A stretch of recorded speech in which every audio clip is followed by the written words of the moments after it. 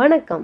அவளோடு என் இதயம். ஆதி ஒரு சாதாரண இளைஞன். வாழ்க்கையில் பெரிய விஷயங்களை செய்ய ஆசை இல்லாமல் சின்ன சின்ன விஷயங்களில் சந்தோஷம் அடைந்து மகிழ்ச்சி அடைந்தான்.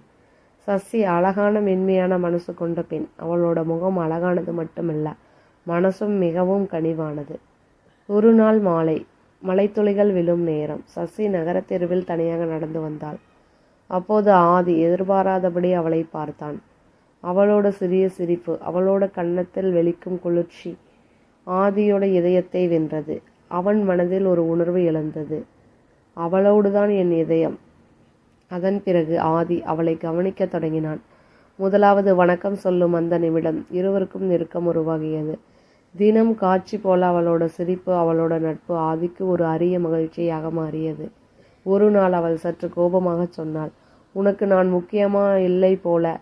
ஆதி சிரிச்சுக்கிட்டே அவளை பிடிச்சு சொன்னான், நீ இல்லாம நான் யாரு? அவளோடு என் இதயம்தான் நான். அதை எப்படி தள்ளி விடுவ? அவளது கண்களில் நனைந்த கண்ணீர் இருந்தாலும் அது சோகத்துக்காக அல்ல, ஆனந்தமாக இருந்தது. அப்போதுதான் அவர்கள் உணர்ந்தார்கள், உண்மையான காதல் கண்ணுக்குள் அல்ல, மனசுக்குள்.